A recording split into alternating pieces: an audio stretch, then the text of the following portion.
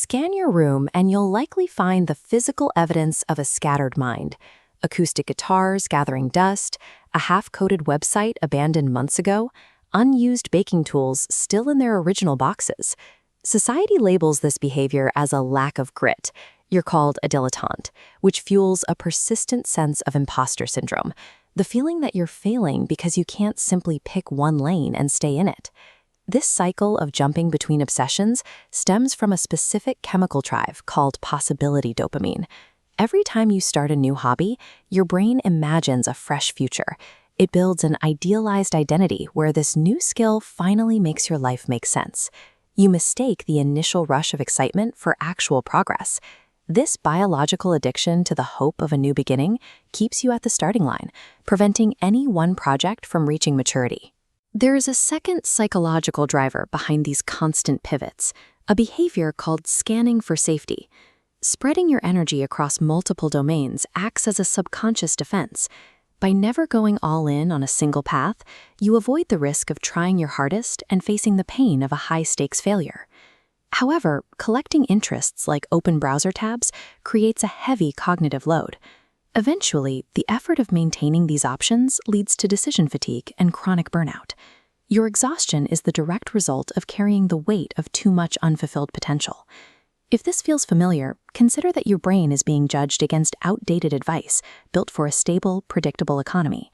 For the last century, specialists who dug a single hole a mile deep succeeded because rules rarely changed. But in today's unpredictable environment, that depth becomes a fragile liability. Gathering data from unrelated domains builds an M-shaped architecture, naturally more stable when markets shift. This structure provides the foundation for a rare cognitive ability known as far transfer. While most people solve problems using tools they've seen before, you can take a concept from one field, like the growth cycles of a farm, and apply it to something completely different, like scaling a software ecosystem. Your value lies in this synthesis. You are becoming a bridge between worlds that specialists are unable to see. If the M-shaped mind is such a strength, why do you still feel like you're falling behind your peers? This chart explains the disconnect. The effort-reward relationship is non-linear. Splitting time across 10 projects yields zero progress because initial hours sit flat at the bottom. But funneling hours into one project pushes you past a tipping point, creating an exponential jump upward. You are experiencing burnout because of a mathematical error. Attempting to build all the pillars of an M-shape at the same time prevents you from ever hitting that upward curve. To build an M-shaped life without collapsing, you have to practice serial mastery through seasonal identities. This means selecting one core pillar of interest to serve as your primary focus for a dedicated season, perhaps 6 months or a year.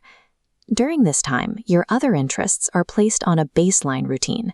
They stay active in the background, but they don't consume your daily energy.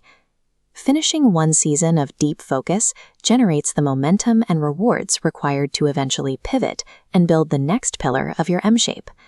Adopting a seasonal identity allows you to move through your interests sequentially, ensuring each one actually has the chance to reach maturity.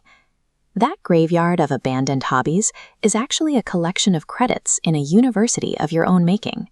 In nature, having multiple copies of a gene is called redundancy. It's a survival mechanism. Your diverse skill set works the same way, creating a professional safety net that remains functional even if one industry is disrupted. The future belongs to those who embrace their M-shaped nature. By refusing to be just one thing, you can connect the dots between worlds faster than a specialist ever could.